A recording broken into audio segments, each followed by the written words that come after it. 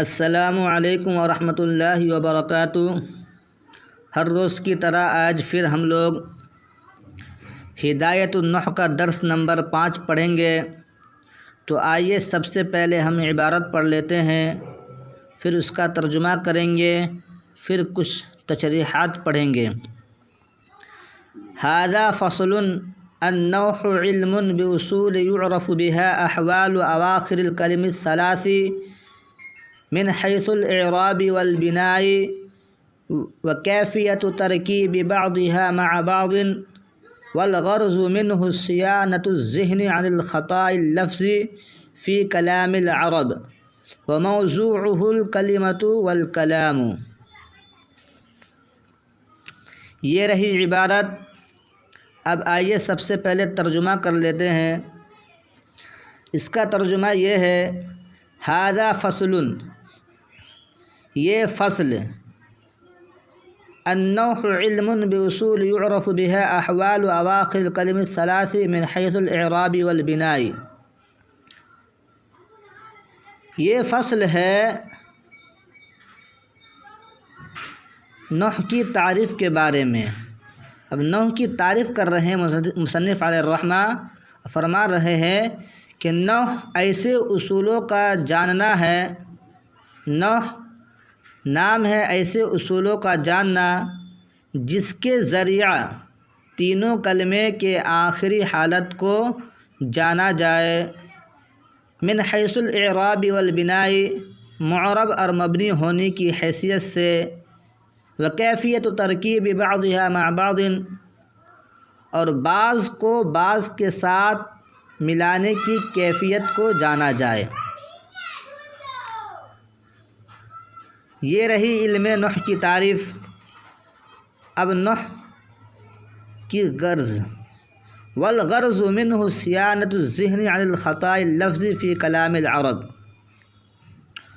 نحو پڑھنے کا مقصد کیا ہے، اسی کو مصنف بتا رہے ہیں کہ ذہن کو خطائے لفظی سے بچانا کلام عرب میں، یعنی کلام عرب میں ذہن کو خطائے لفظی سے بچانا، یہ نحو کا مقصد ہے، نحو پڑھنے کا مقصد ہے۔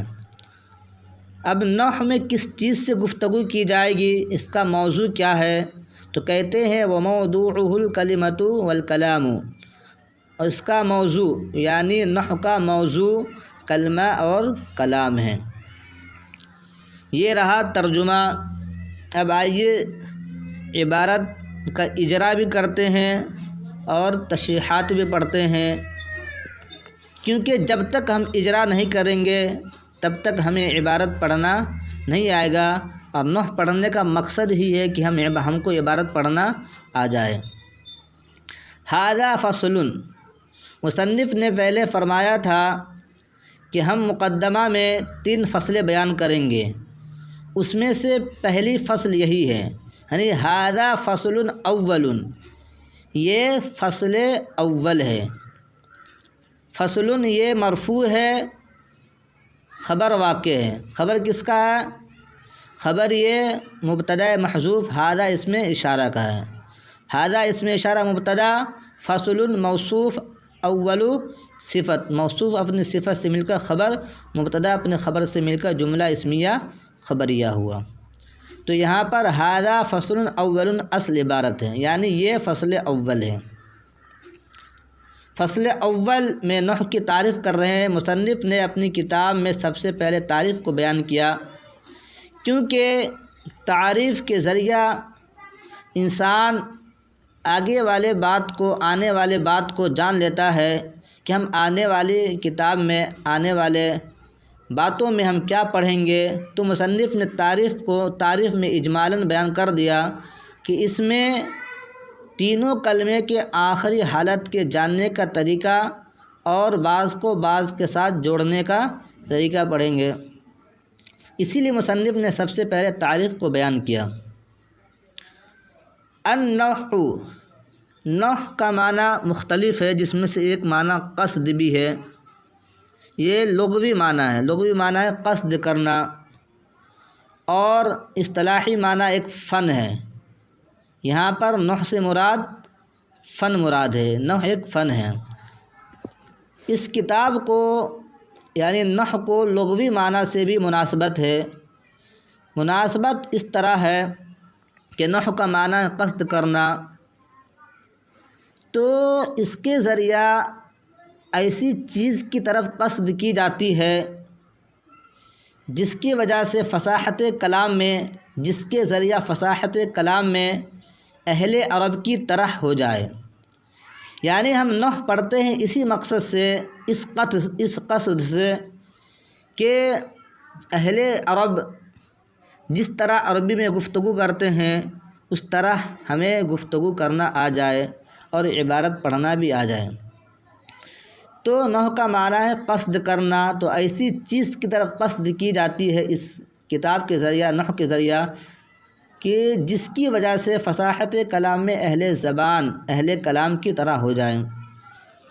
علم، نحو نام ہے ایسے علم کا۔ علم یہ مصدر ہے سمع یسمع، علم مصدر ہے سمع و یسمع سے معنی ہے جاننا۔ اصول یہ اصل کی جمع ہے، اصول یہ اصل کی جمع ہے۔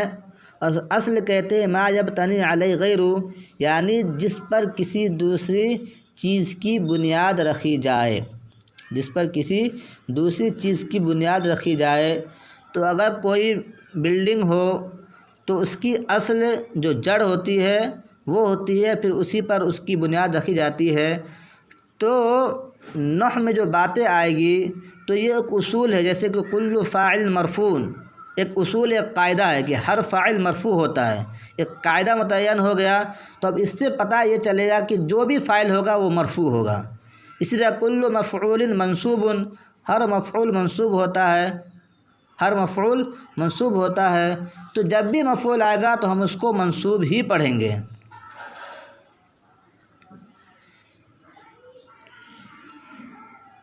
یعرف بها احوال اواخر الکلم الثلاث من حیث الاعراب، بها ان کے ذریعہ، یعنی اس اصول کے ذریعہ، جب ہم اصول پڑھ لیں گے، کل فاعل مرفوع، کل مفعول منصوب، یہ اصول پڑھ لیں گے تو ہم اس کے ذریعہ ہم جان جائیں گے تینوں کلمے کی آخری حالت کو۔ تو ہا ضمیر یہ اصول کی طرف راجع ہے۔ یعرف یہ مجہول کا صیغہ ہے، فعل مضارع ہے، سمع یسمع سے، عرفہ یعرف، جاننا، پہچاننا، اس کے ذریعہ پہچانا جا سکے۔ احوال یہ مرفوع ہے اس بنا پر کہ یہ نائب فاعل ہے، اور نائب فاعل ہمیشہ مرفوع ہوتا ہے۔ احوال یہ حال کی جمع ہے، حال کی جمع احوال، حالت وغیرہ کی جمع احوال، مرفوع ہے نائب فاعل ہونے کی بنا پر۔ اواخر یہ آخر کی جمع ہے، اور آخر کا معنی ہوتا ہے انتہا، آخری حصہ وغیرہ۔ ایک ہوتا ہے آخر، ایک ہوتا ہے آخر۔ آخر کا معنی انتہا اور آخر کا معنی آتا ہے دوسرا۔ آخر کی جمع اواخر۔ اواخر یہ جمع منتہی الجموع ہے، اور جمع منتہی الجموع یہ غیر منصرف ہوتا ہے۔ اس کے باوجود اواخری پہ کسرہ ہے، حالانکہ غیر منصرف پہ کسرہ نہیں آتا، لیکن یہاں پر کسرہ آیا اس بنا پر کہ ہم یہ بھی پڑھے ہوں گے کہ جب غیر منصرف مضاف ہو جائے یا اس پر الف لام داخل ہو جائے تو وہ منصرف کے حکم میں ہو جاتا ہے، یعنی اس پر اعراب یعنی کسرہ بھی آ سکتا ہے۔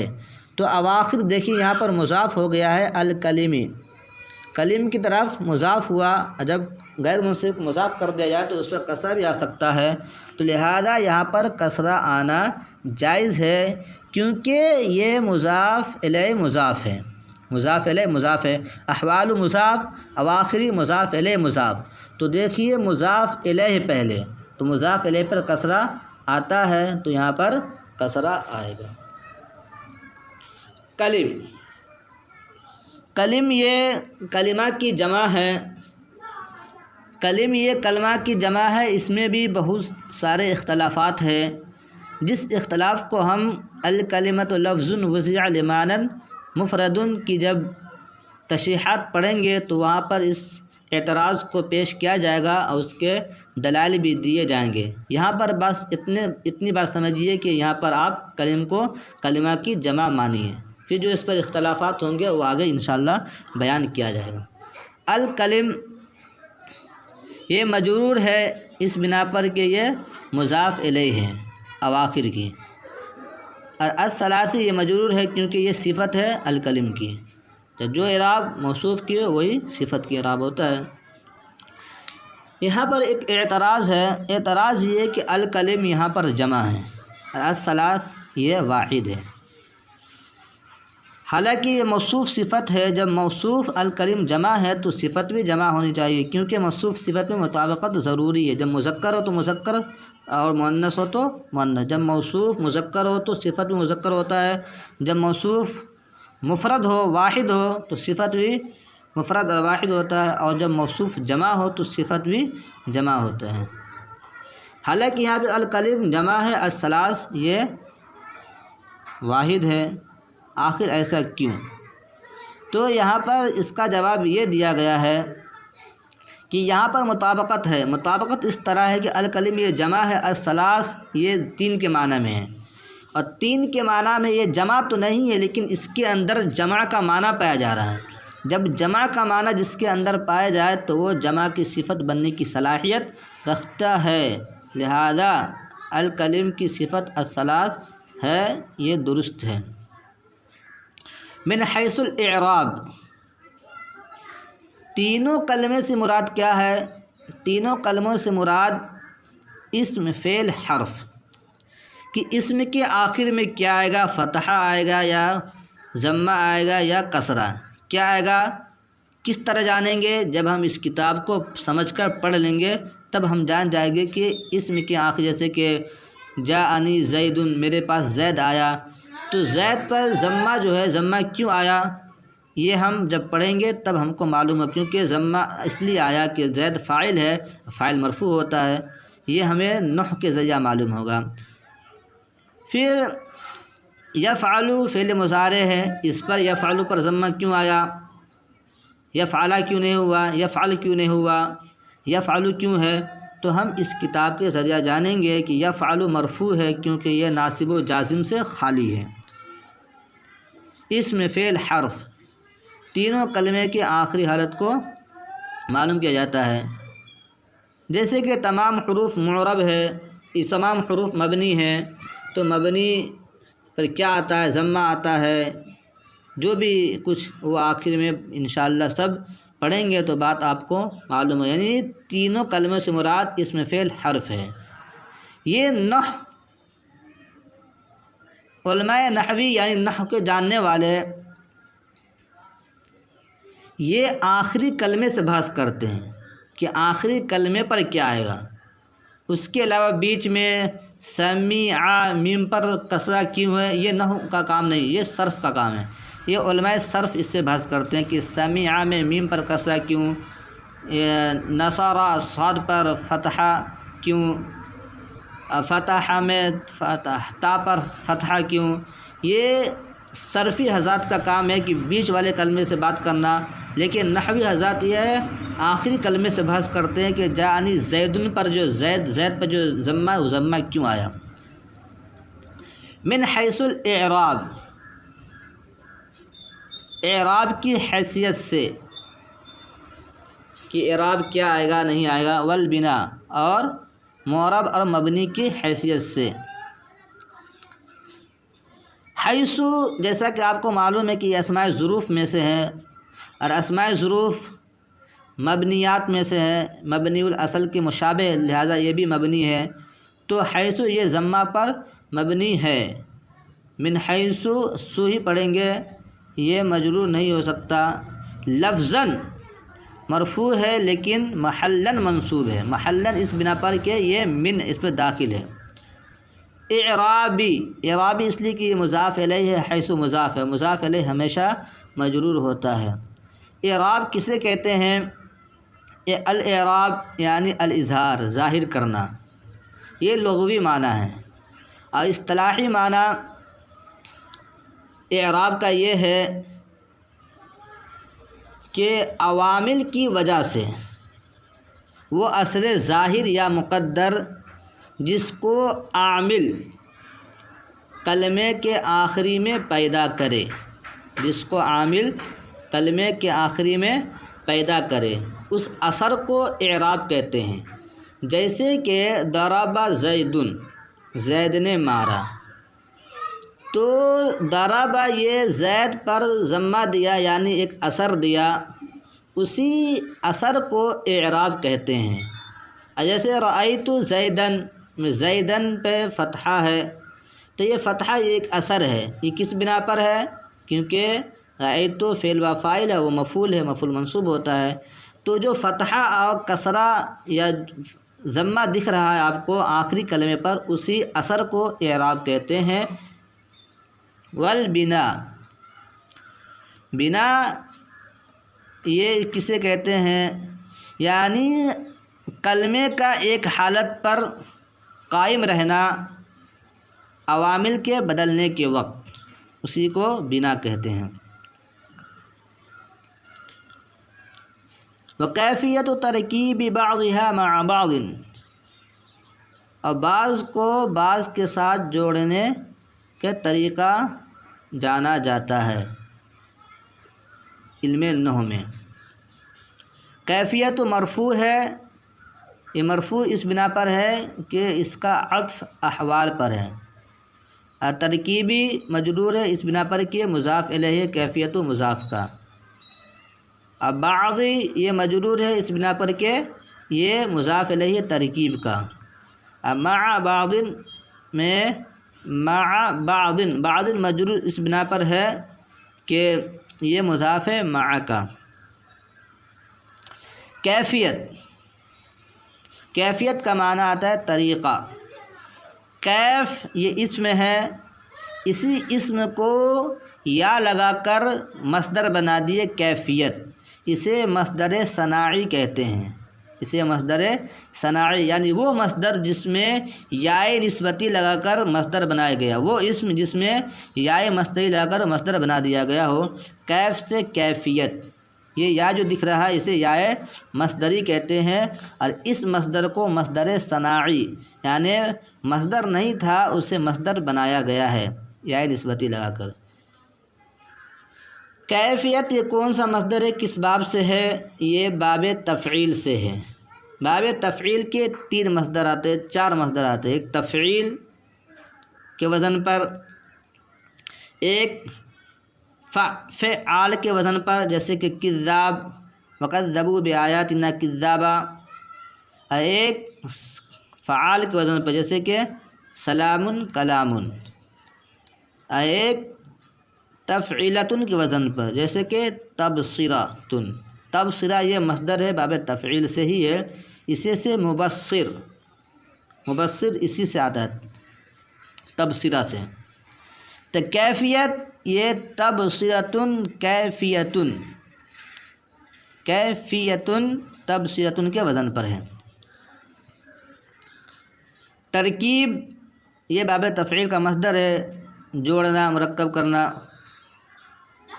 بعض یہ بعض، بعض یا بعضو فتح یفتح کا مصدر ہے، بعض یا بعض بعضا فتح یفتح سے آیا ہے، جس کا معنی آتا ہے تھوڑا، جس کا معنی آتا ہے تھوڑا۔ بعض یا بعض بعضا ایک معنی آتا ہے مچھر کا کاٹنا، کیونکہ بعوض معنی مچھر بھی آتا ہے، اور بعض معنی کچھ، بعض الشیء تھوڑی سی چیز، یہ فتح یفتح سے ہے، بعض مصدر ہے۔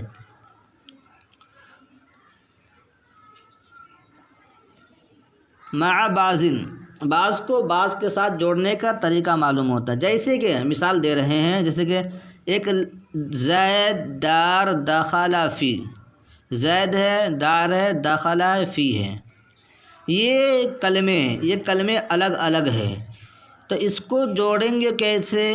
کس کو پہلے لائیں گے کس کو بعد میں لائیں گے، دخلہ کو پہلے لائیں گے یا بعد میں لائیں گے، زید کو پہلے لائیں گے یا بعد میں لائیں گے، کس کو کس مقام پر رکھنا ہے، اس کو جاننے کے لیے آپ کو علم نحو پڑھنا ضروری ہے۔ علم نحو میں دو باتیں جانی جاتی ہیں، دو باتیں سے بحث کی جاتی ہے، دو باتیں معلوم ہوتا ہے کہ تینوں کلمے کے آخری پر کیا اعراب آئے گا، اور کلموں کو ایک کلمے کو دوسرے کلمے کے ساتھ کس طرح جوڑا جائے گا، یہی دو بات علم نحو میں جانی جاتی ہے۔ تو جیسے زید دار دخلا فی، تو دیکھیے اس میں زید بھی ہے، دار بھی ہے، دخلا ہے اور فی ہے، تو کس کو کہاں رکھیں گے یہ بات آپ کو علم نحو میں معلوم ہوگا۔ جب آپ علم نحو پڑھیں گے تو آپ خود بخود اس اسم کو کہاں رکھا جائے گا آپ رکھ دیں گے۔ تو زید دار دخلا فی ہے، اس کو ہم جب نحو پڑھ لیں گے تو ہم کو معلوم ہو جائے گا، اور نحو پڑھنے والا بچہ طلبہ اس کو بآسانی اپنے اپنے مقام پر رکھ دے گا۔ جیسے کہ زید دار دخلا فی ہے تو پہلے ہم دخلا فعل کو لائیں گے کیونکہ پہلے فعل لاتے ہیں، پھر فاعل، فعل کے بعد فاعل، تو فاعل کون ہے، دخلا داخل ہوا، کون داخل ہوا، زید، تو دخلا زیدن، زید داخل ہوا، پھر فی لائیں گے، پھر دار لائیں گے، یعنی دخلا زیدن فی الدار، زید گھر میں داخل ہوا۔ تو دیکھیے زید دار دخلا فی یہ الگ الگ تھا، الٹا پلٹا تھا، ترتیب سے نہیں تھا، ترتیب پر کس طرح لائے، بعض کو بعض کے ساتھ کس طرح جوڑے، یہ علم نحو سے ہی پتہ چلے گا آپ کو۔ یہ رہی علم نحو کی تعریف، اس کی تشریحات۔ اب مقصد پڑھتے ہیں، نحو پڑھنے کا مقصد کیا ہے۔ انسان جب بھی کوئی کام کرتا ہے تو اس کے پیچھے کوئی نہ کوئی مقصد ہوتا ہے، بغیر مقصد سے کوئی کام نہیں ہوتا ہے۔ تو ہم نحو پڑھتے ہیں، آخر اس کا مقصد کیا ہے، کیوں پڑھتے ہیں، تو مقصد کو بیان کر رہے ہیں۔ والغرض منہ صیانۃ الذہن عن الخطاء اللفظی فی کلام العرب۔ والغرض معنی تو معلوم ہی ہے، غرض معنی مقصد، جمع اغراض، منہ ہو ضمیر یہ علم نحو کی طرف راجع ہے، یعنی علم نحو کا مقصد کیا، صیانۃ الذہنی ذہن کو بچانا، عن الخطاء لفظی خطائے لفظی سے، فی کلام العرب کلام عرب میں۔ صیانت معنی آتا ہے بچانا، صیانت یہ مرفوع ہے، مرفوع کیوں ہے، کیونکہ یہ خبر واقع ہے، والغرض یہ مرفوع مبتدا واقع ہے اور صیانت یہ اس کی خبر ہے۔ صیانت یہ مصدر ہے صانع یصونو کی، صانع یصونو، صیانت نصر ینصر سے ہے بچانے کے معنی میں۔ صیانت الذہن ذہن کو بچانا، ذہن کی جمع اذہان، جس طرح فکر کی جمع افکار۔ ذہن کو کس چیز سے بچانا، عن الخطاء اللفظی خطائے لفظی سے۔ یہاں پر مصنف نے لفظی کی قید لیا، خطا تو بہت ساری ہوتی ہے، کبھی معنوی کبھی فکری، لیکن یہاں خطائے لفظی، یہ علم نحو کا کام ہے کہ خطائے لفظی سے بچانا، خطائے لفظی سے بچانا۔ مصنف نے خطا کے ساتھ لفظ کی صفت اس لیے لائے کہ لفظ کی صفت سے دوسری خطا جو ہے وہ نکل جائے، جیسے کہ خطائے صرفی، خطائے معنوی، خطائے فکری۔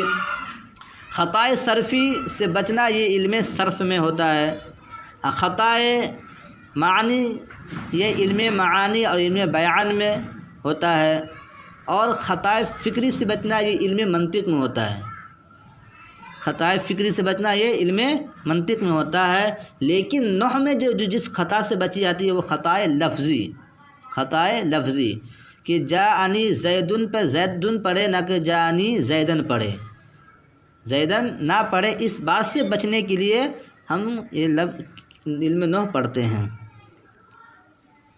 خطائے مجرور ہے ان حرف جر کی وجہ سے، اللفظی یہ مجرور ہے، خطا کی صفت ہے، کیونکہ موصوف مجرور ہے تو صفت بھی مجرور ہوگا۔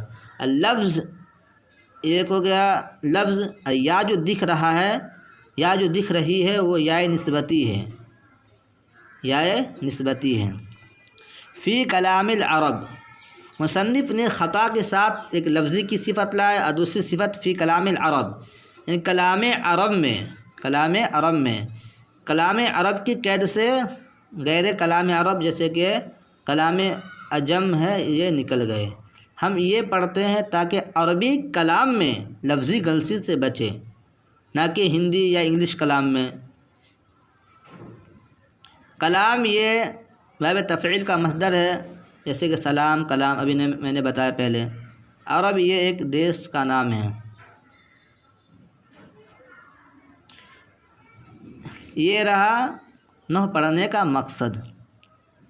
اب اس کا موضوع، علم نحو کا موضوع وموضوعہ الکلمۃ والکلام، اور علم نحو کا موضوع کلمہ اور کلام ہے۔